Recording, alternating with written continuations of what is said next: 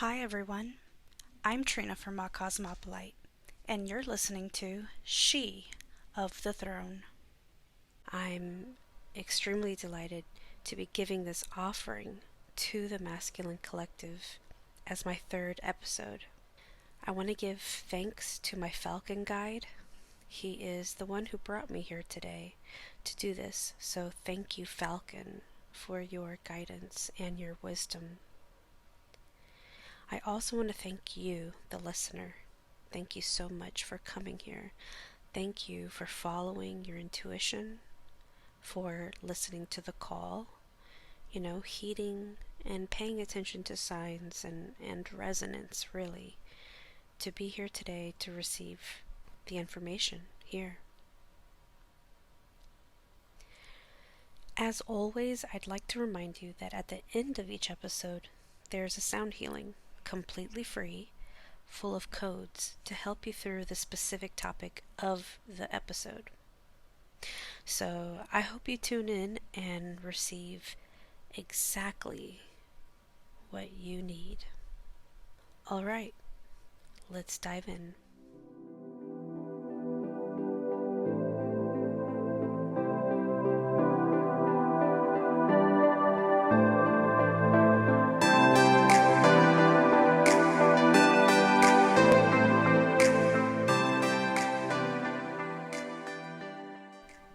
Today, I'll be talking about our planet Mars in retrograde and how that is currently affecting and assisting you through monumental shifts, especially if you are a male incarnate. Why does it matter which role you incarnated as, you might ask? Well, because Mars is a masculine planet and considered the cosmic masculine. Let's talk about Mars from an astronomical and astrological standpoint first, though, okay?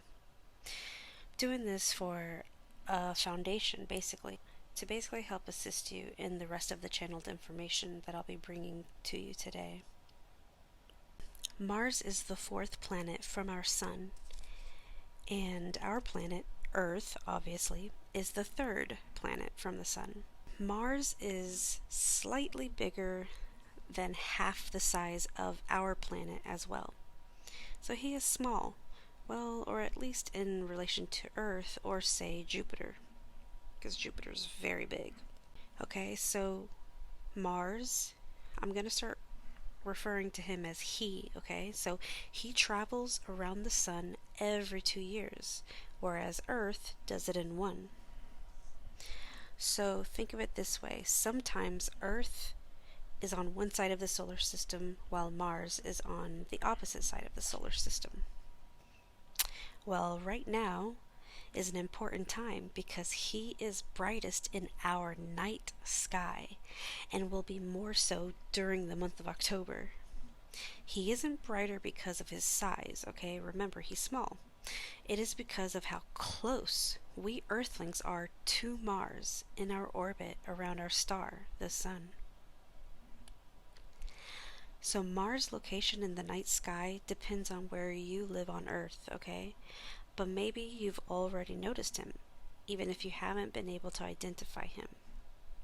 He has been and will be even more so in October. The brightest red-looking star. I'm saying that he looks like a red-looking star, okay? Doesn't mean he is. I'm just saying when you look up in the night sky and see something really bright and red-orange, that's him. For me, since I live in the northern hemisphere, he rises in the east between sundown and midnight. And when I look to the south, I've been seeing 2 other bright objects, which are Jupiter and Saturn. So try to step outside more often as the sun sets, so you can see Mars, Jupiter, and Saturn too.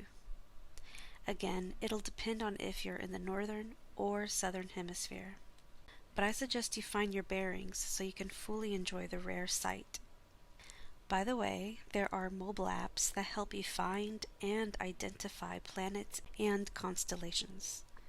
I'm currently trying Skyview Lite, and no, I didn't receive compensation for saying this, It's just that I downloaded it about 3 days ago. There's tons of other apps if you search around, okay? If you have a better one, I would love it if you reached out and shared it with me. I'm up for checking out other apps as well. Okay guys, so as our moon continues to wax, meaning she's getting more and more full this week, you'll see Mars getting closer and closer to the moon. By October 1st, which is our harvest full moon, and October 2nd, Mars will be seen glowing right next to the full moon. I hope you'll take time to sky gaze for this beautiful sight. And as I shared before, Mars is bright right now because of how close we are to him in our orbit around the sun. So seeing Mars like this isn't an everyday, every year kind of thing. He orbits the sun in 2 years, like I said. So last time we saw him like this was in 2018. So after the full moon, he continues to rise earlier and earlier, rising in the east as the sun sets in the west, and slowly he'll begin to fade in his brightness as 2020 comes to a closed chapter. Let me give you some dates to look out for.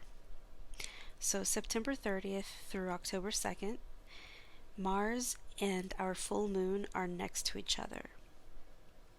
October 5th and 6th, Mars is the closest to our Earth. Very important.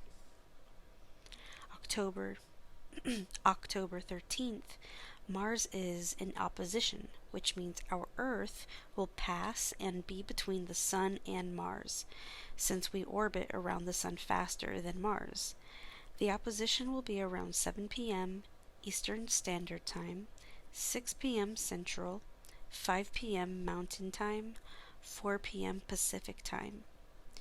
Please convert into your time zone if you are in another country, okay?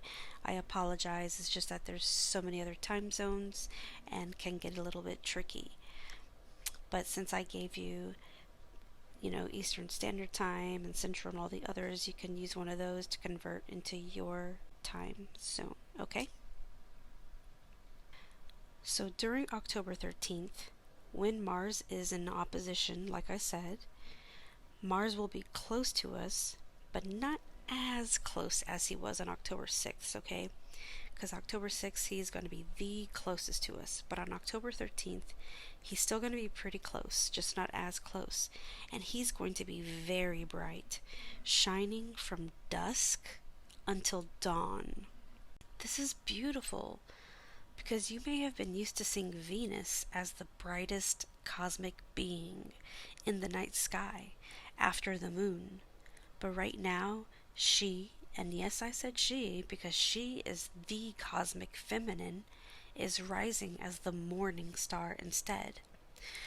This means you can catch her in the mornings, rising from the east. This also means it is Mars, the cosmic masculine, who is shining brightest in the darkness. He has the spotlight right now. Or rather, maybe he is the spotlight. Don't miss this, because Mars won't have this close of an opposition until the year 2035. Yeah, you heard me right. We will not have another opposition like this until 2035. Okay? There will be other... Mars will have more oppositions, but the thing is that he won't be this close to Earth. So I'm saying this is something really rare, and you shouldn't miss it. I've given you the first foundational block, an astronomical perspective of Mars. Now, let me share the second block, an astrological perspective. I won't assume that every listener has knowledge of astrology, so let me give you some basics. Mars, known as the red planet, is the planet of action, movement, assertion, desire, the basic body attraction and desire. This kind of desire is different than romantic desire, okay? He is the planet of our basic animal instincts too. So we're talking about aggression, anger, survival instincts. Think fire when you think of him, okay? After all, when you look at him and you see his color, that's really what comes to mind. It's that red, orangey color. And if you're curious, he is the ruler of the astrological sign Aries. Now, I want to make a side note here, because now in astrology, Mars is seen as the ruler of Scorpio too, whereas Pluto used to be, or still arguably is, the ruler of Scorpio. But, you know, if you pay attention to astronomy and astrology, Pluto has been named as a planet and then had its planethood revoked, on and off. So some consider Pluto a planet and some don't. So I'll just leave that up to you. If you want Mars to be the ruler of Aries and Pluto the ruler of Scorpio, or if you feel like if Mars can rule Aries and Scorpio. Moving right along. When Mars energy is imbalanced, you see traits of impulsivity, rashness, aggression, pride, forcefulness, impatience. Does it sound familiar? This is how his energy can become destructive. Now, if you study or have studied Ayurveda, then this sounds familiar, because these are the very same traits when Pitta dosha, which is the element of fire, is imbalanced. If you're curious about Ayurveda, go ahead and hit me up so we can talk about it, because I can't really dive too much into that. It's just such a huge topic and ancient science, and that's not what we're talking about today. Moving along, it's easy to see why Mars is called the god of war. He is all about taking action, which is the essence of masculine energy. Masculine energy moves forward, has force, it is giving, which is opposite to feminine energy, which is still, receptive, and creative. Mars energy is much needed, but as I mentioned, can be destructive if imbalanced, which is what we've observed on our planet and within the masculine collective for some time. Before I go deeper, I want you to write down some information. So pause this if you need to, so that you can go grab a pen and paper or open up your device to type. Okay. I encourage you to look at your astrological birth chart. If you don't know how, it's fairly easy. There are websites, and now there probably are apps too, okay? I use astro.com, cafeastrology.com, and even alabe.com is another. Don't worry at all, okay, if you're not catching this or don't know the spelling. I'll be providing links below in the description.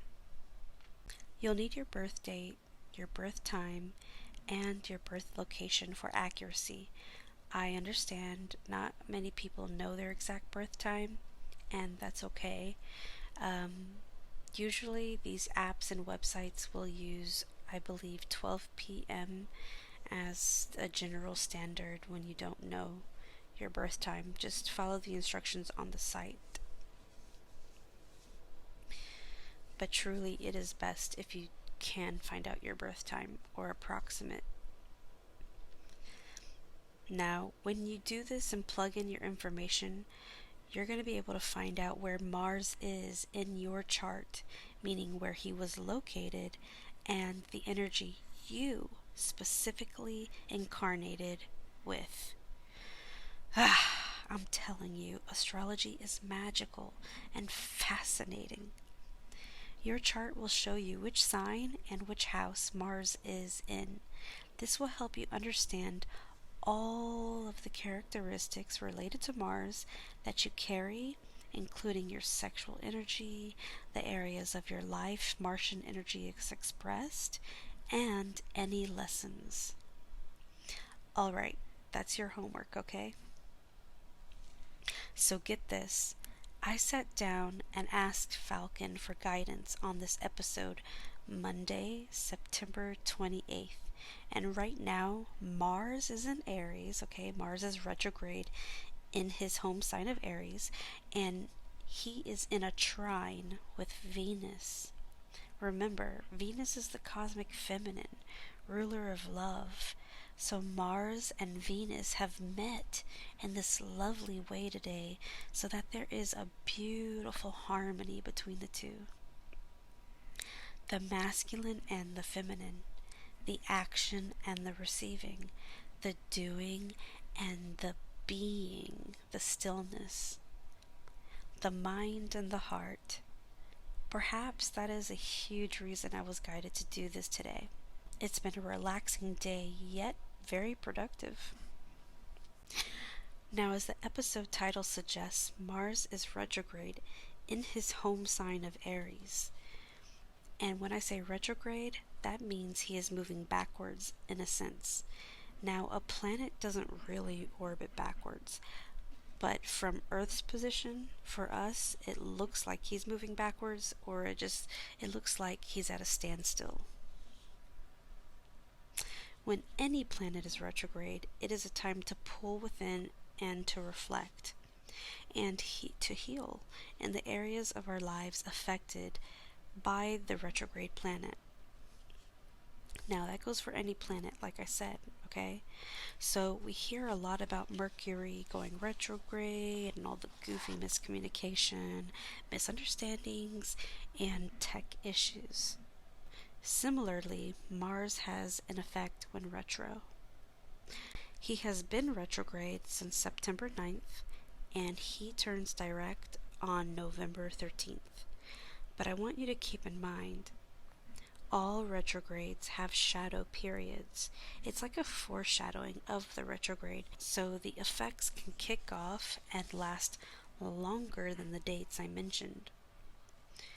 So, let me share that his shadow began July 25th, okay? July 25th of 2020, and lasted up until the retrograde started on September 9th. And when he goes direct on November 13th, there will be another shadow period from the November 13th until January 2nd, 2021. Yes. Just wow. Mind blown. Let that sink in. Okay, so keep in mind, Mars is closest to Earth right now too, remember? Remember, Earth is close to Mars, and that we're also going to be orbiting in between Mars and the Sun soon, and that the Moon and Mars will be close to each other as well. Now, what do you think all of this means, right? Yeah, this retrograde will be more intense and felt on a deeper level. So by now you may be like, Trina, stop, okay, what exactly does Mars retrograde have an effect on? Well, okay, let's dive into that, because it is very important for all of us, okay, all of us, but especially for Aries and Scorpio natives, okay? That means anyone with one or more planets in these signs. It's also very important for people with Aries in the 3rd house, which is the house of communication, and a lot of Aquarius ascendants peeps. Yeah, that means me. We'll be feeling it. And also people with Aries or Scorpio in the 5th house, which is the house of romance, creativity, and children. I'm saying the retro will most likely be felt strongly by people with these placements, but like I said, everyone, and I mean everyone, is affected in some way. So once again, I'll reiterate to you that it's a very good idea to look at your natal chart and see where Mars is, and if you have Aries and or Scorpio in your chart, and where. I'm also going to provide a link that has a list of every ascendant sign. Okay, that means your rising sign, and how the Mars retrograde affects your rising sign at this time. You will be surprised at how the information resonates. I mean, you've been called to this podcast, so please take heed.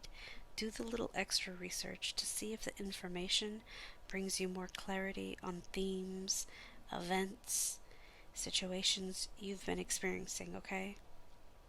Remember, Mars shadow began July 25th, so it is super possible you began experiencing retrograde symptoms on or around July 25th, and we're coming into the thick of it right now. At least that's what it feels like, especially as Mars and our moon move closer and closer to one another. Let me give you those important dates again from earlier, okay? September 30th, give or take a day, until October 2nd. Mars and our full moon are next to one another. You won't be able to mistake it, okay? Now I'm giving you a window that's September 30th to October 2nd, but the main days, okay, is October 1st and October 2nd, I believe. Let me double check on that. Yes, October 1st and October 2nd. They will be the closest, but it's very possible that you might see them pretty close on the 30th as well. Okay, so 3 days later, on October 5th, and possibly on the 6th, Mars is closest to Earth. Remember, that's when our planet and Mars are going to be closest to one another. On October 13th, our planet will orbit in between the Sun and Mars. This is the opposition that I spoke to you about. Now, I'm going to spice this up for you. When Mars and our moon are next to each other, like I said, in that window of September 30th to October 2nd, the moon will be full, and in Mars' current location and home sign of Aries. Remember, I said that Mars rules Aries. That's his home sign. Our moon will be full and in Aries domain October 1st through the 3rd. So as you can determine, these dates are also when Mars is next to the moon. I'm doing my best to be thorough, so please just excuse me if some of this seems repetitive. I just want to make sure you understand the concepts and the dates and why they're important. Okay? So I'm just trying to drill into your head that when the moon is full, it's going to be in Mars domain, okay? In Aries. Both Mars and the moon are in Aries. And even after the moon is full and slowly begins to wane, okay? It's still going to be pretty full. He's still going to be in Aries before he moves out of it. That'll be after October 3rd. In general, the moon represents our emotions. The moon is feminine, and full moons hold energy of releasing what you no longer need or doesn't serve you. It also represents harvesting and reaping, abundance and reaping all the seeds that you've sown during the new moon. So that's, intentions, prayers, wishes, and such. And quite literally, this full moon is the harvest moon. So literally, harvesting. Full moons in general are full of emotion too. So it's very possible that there will be a lot of tears, even joy, and a lot of magic this full moon. And this is the case for every full moon. Full moons affect everyone, and if you're sensitive, you feel it even more so. These cosmic events are setting the stage for some very powerful movements within all of us, but Spirit is showing me the masculine collective will be touched by all of this in a unique, monumental, and maybe even jarring way. And I'd like to share that with you now that I've laid down the second foundational block of info for you to understand all of this in a deeper way, okay? Mars is the cosmic masculine, the god of war, the doer. He is action. So anything to do with Mars is related to men, to masculine energy, because obviously Mars represents masculine energy. The same goes for Venus. She is the cosmic feminine, the goddess of love, the lover. She is love, compassion. This is feminine energy, and anytime she has important shifts, she affects the feminine collective.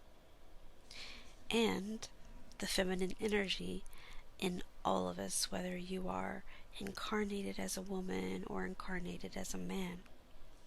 But right now it is Mars, who is one of the brightest in the night sky, lighting up the darkness.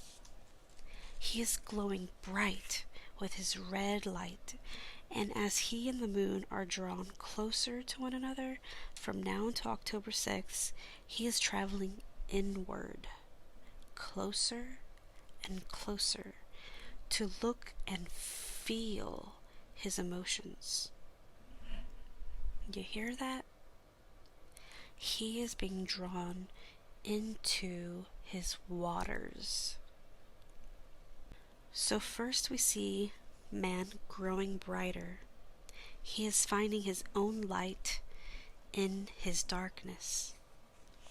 And second, we see him turning towards his emotions, his femininity, because remember, the moon is feminine. He is turning towards his emotions, his femininity, to observe, acknowledge, feel, tend, and heal what arises. Are you following me thus far? The masculine, who has been struggling during this retrograde with the very energy they embody, will be called to remember his light. And with his light, he can illuminate his own shadows. He will find answers, the roots to persistent issues, wounds. His light will bring forth information needed for his healing and growth. But he must have the courage to look into the dark, to feel what has been stored away there, and he'll have to reevaluate some things. Once you meet with your feelings, allow yourself to feel them. Give them permission to be, so you can process them and provide yourself with care and healing. For far too long, the masculine collective has been brainwashed, even in very subtle ways, to disconnect and remain disconnected from his heart, from his feelings, from his intuition. The consciousness on the planet is shifting, so we are definitely seeing progressive, heart-centered shifts as humans reconnect to their true spiritual nature and heal, and as humans co-create, providing the way for more and more evolved souls to incarnate here. Also, conscious parenting is extremely important and very helpful at this time. Even with all this magic happening, we still see our society is patriarchal. We still see oppression of women in the Western world and in other parts of the world. We see inequality. We observe objectification, sexual, sensual, and emotional repression. We see spiritual repression.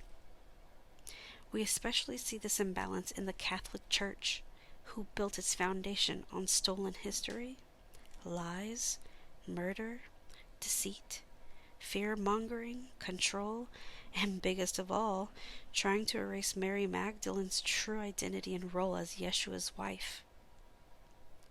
We see oppression of women in other religions and cultures too. All this oppression is a form of Martian energy gone rampant. Martian energy in destructive mode. masculine energy imbalanced. So all of Mars energy has been under review during this retrograde for the masculine. If you're wondering how that last bit on patriarchy ties into the misguidance of the masculine collective, then I ask you to think on this. If men are brainwashed to ignore an intrinsic part of self, which are his feelings, his feminine energy, then how do you think men treat, act, react to women? The physical embodiment of feminine energy on planet Earth. Okay? I'm going to leave that with you there for you to ponder.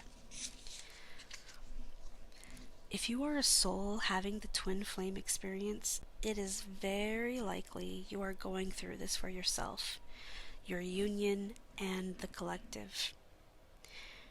How you do things, your impulsivity, aggression, assertion, anger, the fight or flight response, force, frustration, goals, even your confidence and sense of self is all under review during this time. Depending on your natal chart, you'll be feeling this pause, hesitance, and imbalance, and reflection in various ways. And another vital trait, your sexual energy and physical desire is under review too. Your sexual nature, what is truly of you, and what has been inserted into your system as a virus program is under review. What have you been falsely led to believe about sex, about desire, about your sexual energy? And what have you been falsely led to believe on how to embody and act it out? Here are some more questions for you, okay? Who from your past, as in sexual partners, past romantic partners, friends, old co-workers, anybody from your past, who from your past has been brought back to your memory? And for what reasons? What do you need to see in yourself you couldn't before? What do you need to learn from, heal, transmute, and forgive? Whether that's in yourself or in someone else.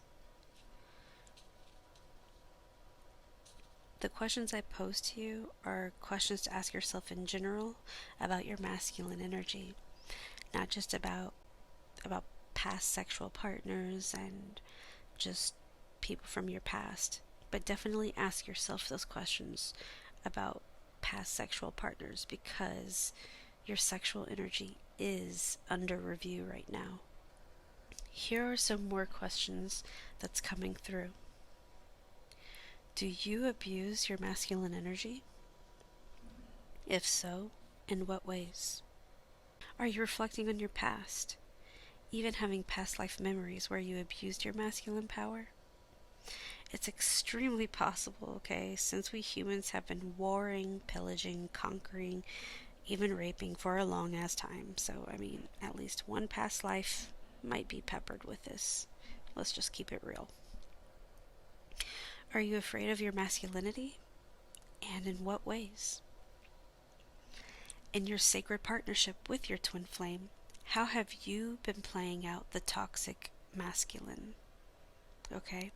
How have you been playing out toxic masculinity? And where does the toxic masculinity stem from? Are you ready to clear this out? With Mars retrograde, all that straightforward energy is internalized instead of being outward. How are you hesitant right now? And in what areas of your life or with which ideas and projects are you second guessing? Are you feeling tense, full of resentment, depressed, apathetic, even paranoid? These are some questions I can feel impressed upon me to ask you. I encourage you to set some time each day this week to reflect on these questions and anything else that is rising up for you, okay? You could even sky gaze at night, observing Mars and the moon as you reflect. This is vital to rest, to reflect, to give yourself space and permission, because that's important. Permission to do nothing, to move and decide at a slower pace this week and all throughout the retrograde, okay? So remember, the retrograde ends November 13th, but his shadow remains until January 2nd, 2021. I'm sure your mind is like, hell no, that's too long of a time. But I'm sure that your soul and your guides are going to guide you through it, and everything is going to be okay. It's just ego that's probably going to make you freak out. Alright. Mars in general is go, go, go. But since he is in retrograde, this means telling the fire to chill out. You may not have to tell yourself to, though. I mean, I know I've been feeling sleepier, I've been feeling slower, more reflective, and definitely more reflective on my projects and other things. I also see that in my partner as well. Slowing down, resting, it doesn't mean to halt a project or to shy away from something new, though. This energy just asks you to take it slow, to reflect on our wants and needs, okay? What are your wants and what are your needs? Take time to reflect on your impulses and instincts so that you can understand where they all root from. Where are your actions coming from? What's the intention? The driving factor, the cause. Do you need to make changes to your behavior? Do you need to shed more skin? Do you need to shed more distorted beliefs of self? If you're honest with yourself and observe patterns from the past, whether that is from your family karma, past lives, old relationships, unhealed inner child wounds, you will see it clearly, hopefully from a new perspective, as your masculinity unites with your emotions this week. You are being given a magical opportunity by the cosmos to move through personal and collective programming and trauma with full support. I need to make that clear. Spirit wants to make that clear. You are fully supported through this, no matter how uncomfortable this time is for you. The cosmos and your guides are supporting you in this re-evaluation, unmasking, and this healing process. I encourage you to set aside time to reflect, to journal, even talk to others who are going through this too. I also encourage you to create something personal and ritualistic for the important dates I shared, especially for the full moon in Aries. It's just around the corner, literally. Full moon ceremonies can be as simple or as grand as you want. It can be as simple as writing down what you're ready to let go of and burning the list. It can also be as grand as a ceremonial sacred bath, decadent foods, and a bonfire, and making a crystal grid. Just do whatever you feel called to do, beautiful soul. Just follow your guidance. Just follow your intuition. Whatever you feel led to do, just do that. Okay, so that requires you to tune in, to listen and feel. Now, as promised, a sound healing for all of you. I want to share with you that I have a sound healing I channeled on the Lion's Gate. So that was on August 8th of this year. The Lion's Gate is 8/8. We always call it that. I was led to channel a guided meditation of sorts. It's very different, although it's similar in my other sound healings where it has toning. But this one has melodies and chanting, although I chant in other ones too. But this one, it's very visual. I was guided and shown a visual, and so I'm channeling that forth for you, guiding you through this, taking you on a journey, really, a visual journey. And there's toning, light language, like I said, and chanting. And it's for the masculine collective. It was specifically for the masculine collective. It was wonderful. It's powerful. And although it was channeled specifically for the masculine collective, I encourage feminine incarnates to listen as well. Me as a divine feminine incarnate, when I listen to it, I can feel things happening in my body, and period, that you're like transmuting and also doing work for your partner too. So it helps the woman as well to listen to this, but it's specifically channeled to heal the masculine collective, okay? I want to make that clear. It's a little over an hour, and like I said, it's pretty cool. It's really different. I have it up on my new Etsy shop, and I want to give you a promo code, okay, so that you can get this. So you'll have to use the code SOTT. That's for She of the Throne, okay? So promo code SOTT, and it'll give you that discount. Okie dokie? Now, my shop name is akosmopolite, but like I said, I'm going to be providing links in the description, so no worries. I want to make sure I provide that to you if you feel called to that. Go to it, check it out, and see if it calls to you. Also, I had to really sit down and call on Falcon and just channel this masculine energy to draft this podcast episode. And in this one podcast episode, there was a lot of, information, on astronomy and astrology before we could go deeper into knowing or deciphering how that really relates to us and our healing.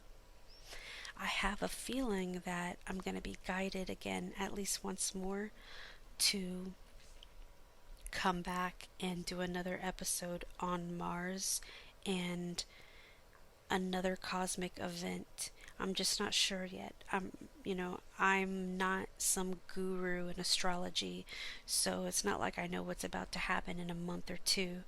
I love astrology and I dabble in it. I wouldn't say that I'm a novice. I'm just kind of somewhere in between. But I am not like the most knowledgeable person on astrology. Everything I brought forth to you today, it was channeled and guided. I was led to do some research and make sure I had brought forth this information to you, because it's very important. So I'm feeling that I'm going to be guided, most likely before the year ends, to come out with another episode on Mars and what's happening with Mars for the masculine collective. I'm not sure, but that's what it feels like. So stay tuned. There's probably going to be another episode. Again, I wanted to thank you. I want to thank you for being here, and if you stayed till the end, I'm so grateful. This is the work I love to do, but also I'm so proud that you chose to do this, to be here, to move forward and seek healing. Okay, that's just in general for anyone, but especially the masculine collective. It can be tough. It's just the things that were programmed into a male brain from birth, even if you just don't really understand all of what was basically inserted into you as a false belief, if you don't fully understand all of them yet, it is what happened. And that goes for the feminine collective too. It's just that with the masculine nature, it's a bit more stubborn. So, not all men are willing to stop look within and take a look and see what they need to dismantle. So I, along with Spirit and your guides, your twin flame, everyone, we're all congratulating you. Just imagine all these beautiful souls just clapping and applauding in the spirit realm for you being here and for taking in this information and taking the time to see what it is that you're being called to look at, to heal, to reevaluate. So thank you again for being here, and yeah, enjoy, and I hope you receive that which your soul needs. Namaste. Mitakoe Oyasin. Aloha Nui.